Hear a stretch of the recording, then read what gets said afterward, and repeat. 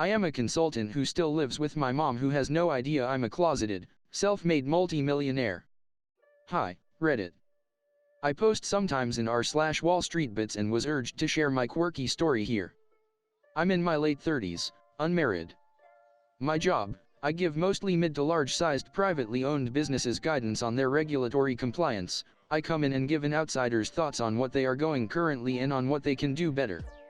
A lot of the time I come in after an epic massive screw-up that's cost people a ton of money and their jobs, so that's always fun figuring out what exactly happened. So many times it boils down to outright carelessness or woefully unqualified people making decisions that they shouldn't be in the position to make. It's a non-practicing legal job.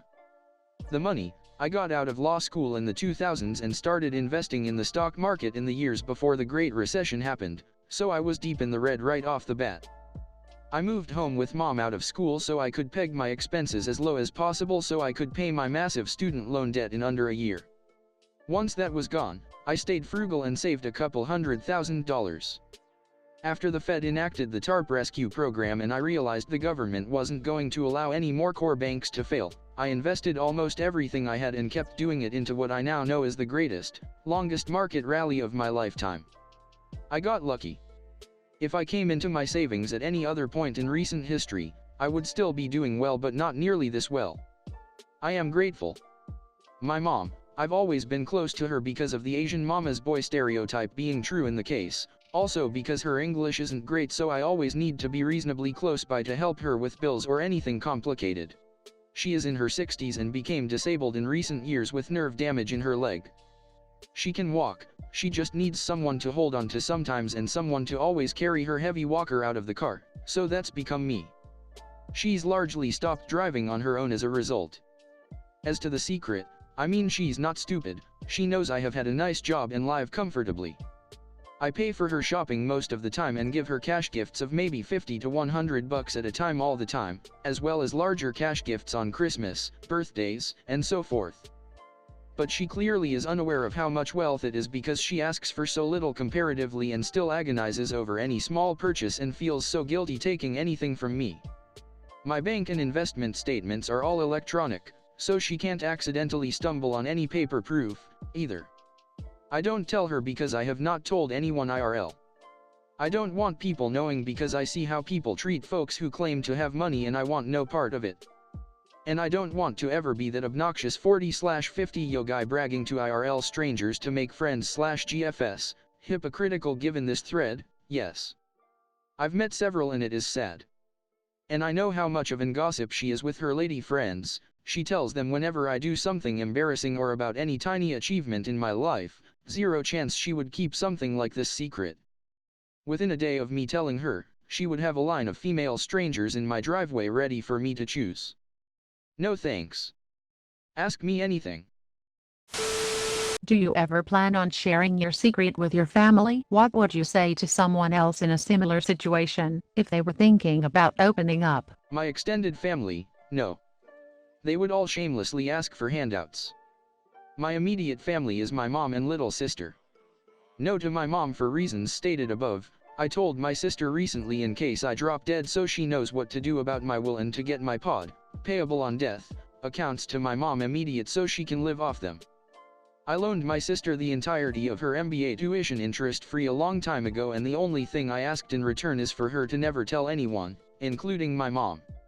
She agrees that this is the right thing to do and hasn't told anyone. I would say it depends on your family. If you know they will keep it to themselves, then great.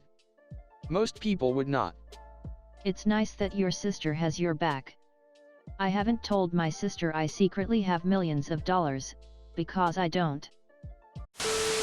What is the most common rookie mistake that those new to investing do? There's two. First, that you have any idea WTF you're doing. I've been in the game 20 years and I have been humbled by so many spectacular and costly failures that I will go to my grave being largely ignorant.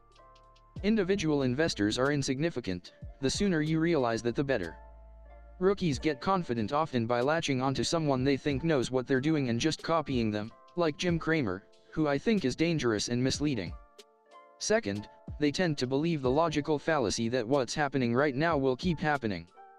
So if a stock or market has been going up for a while, it will keep going up, or if a stock is going down for a while, it will keep going down. Nonsense. Market's been going up 10 years, it can't possibly ever go down, so let me get a HELOC loan right now in 2019 and buy Tesla shares, right? I know people who have done this. So how do we combat this? Also, is it worth it, just to get e-trader and just start? You can't. People only learn when they lose their own money and realize they were/are being really stupid. 100% of the great lessons I learned were from my investing mistakes, and I wouldn't trade them for anything because I built my future successes on that knowledge. Not yet. First I suggested maxing out your 401k matching, fully fund a Roth IRA, then fully fund an HSA, if eligible, and put all of them in index funds. Only after a person's maxed out of their possible tax-free retirement options should they even think about doing any kind of individual stock trading on their own.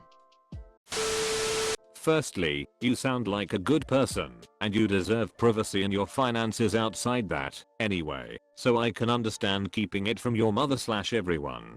To questions, if you'll permit me, have you considered investing surplus/reasonably budgeted amounts in your community, or organizing a charity offshoot at all? If you don't have the time yourself, could you hire a trusted employee to manage efforts as your proxy for a reasonable salary/payment? I'm sure there are proficient people who are unemployed who jump at the chance to do good as they work.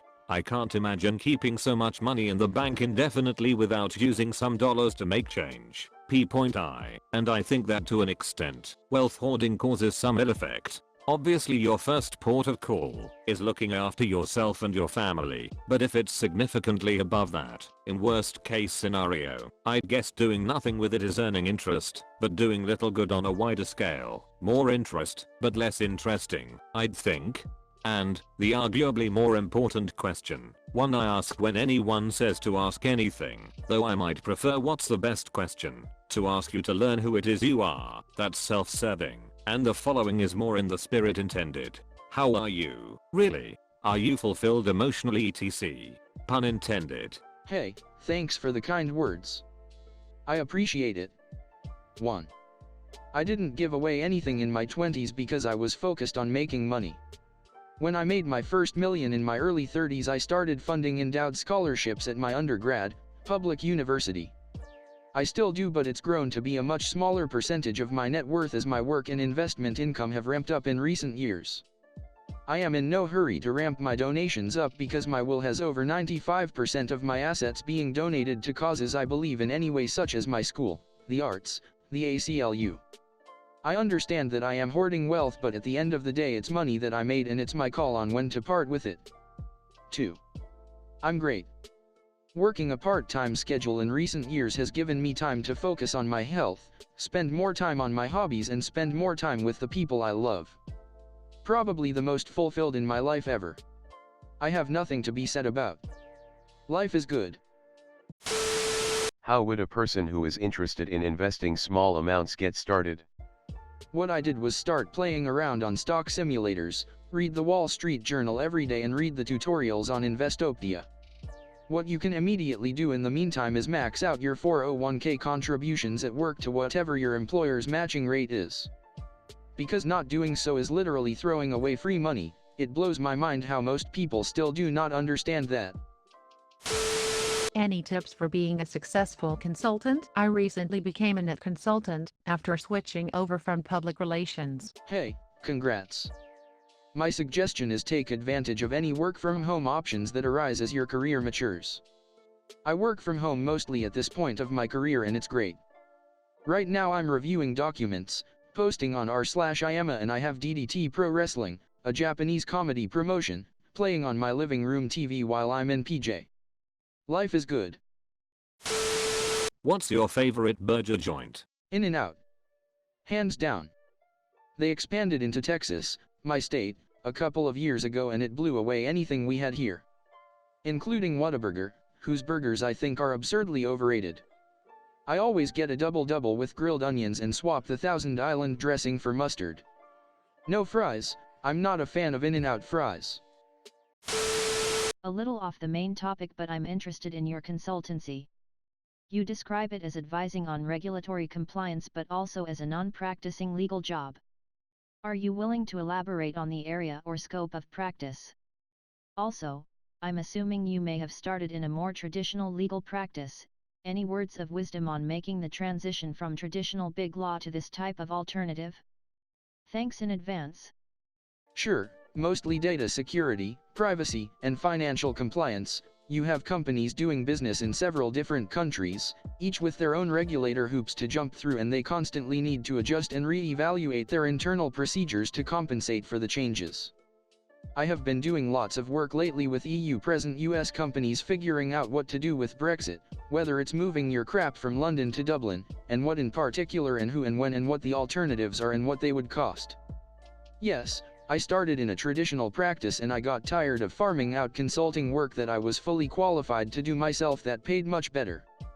I suggest putting yourself out there and working your friends, classmates in successful non-practicing, non-licensed roles. The demand is always there, especially with foreign companies doing business in the US. Do you ever feel a little guilty that the money you made in the market, most of your wealth, is due to the Federal Reserve pumping up a massive bubble at the expense of the middle and lower class? It's like blood diamond money that is, and you are a perfect example. Why didn't the wealth divide at an insane rate? Also, are you prepared for the inevitable popping of the bubble? I do not feel any personal responsibility because if it were up to me the Federal Reserve would not be doing so. I am very, very disappointed in Janet Yellen, FMR, Fed Chair, not beginning the rate hike cycle sooner, allowing Jerome Powell to cut rates now to purely prop up stock prices. It means there are almost zero policy bullets left in the chamber for when the market does tank, and it will. The free money policies have fueled income inequality, housing inequality, and punished savers like me who would much rather just park our money in high-yield savings accounts or treasuries. It's almost as if they are forcing us to buy equities. I don't feel that guilt because I'm not the only person benefiting from such reckless policy making. If you own a house, if you have a 401k or Roth IRA, then you have benefited greatly from the asset price inflation of the past 10 years. I am however angry that those scraping by with zero assets have benefited nothing, and my voting decisions reflect that greatly. Our leaders have failed us. No bank heads went to jail for the subprime crisis. The promised regulation of derivatives trading never happened. There is nothing stopping another great recession from happening. Did your dating life change from less money to more money, living on your own, as opposed to living at home? Do you find your approach to women has changed, more/less success? Nah, because I haven't told anyone about the money and I drive an old Camry. So success about the same. Me being single a lot has more to do with not wanting to get married and have children ever, and women not putting up with it after a while.